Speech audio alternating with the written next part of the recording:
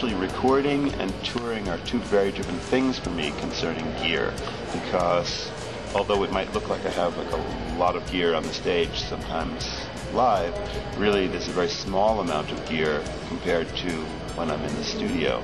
When I'm in the studio, I don't have any holding back really as far as what I bring to the studio.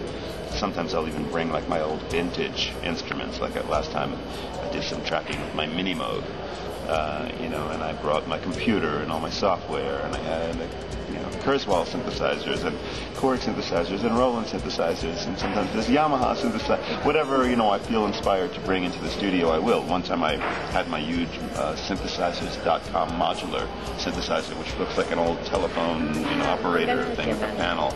So I can jam the whole studio with all my keyboard equipment. But then when it comes to going out on the road, I try to make it a little bit more cohesive and to make it smaller, because we can't possibly bring that many things on the road. So my focus for the last couple world tours has been on the Korg Oasis. That's been like the major keyboard that I use. In addition to that, I've been working with the designer on an instrument called the Zen Ripper, which is kind of like a strap-on keyboard in the spirit of like a guitar kind of thing, which you'll see tonight. It's really cool. It's got a great shape and a good look. So there's that. And I also play an instrument called the Continuum, which is a very new instrument, although the designer, inventor of that has been working on it for like the last 25 years. It's an instrument, so you can think of it almost like a fretless keyboard. It's not actual keys that get pressed down.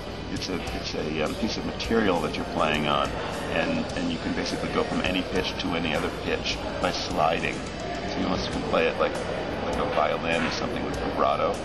And so the Zen Ripper and the Continuum are all running through my Roland V-Synth, and I've got a rack of that, and that makes some really great sounds. But on the tour, I happen to use it mostly for some lead sounds.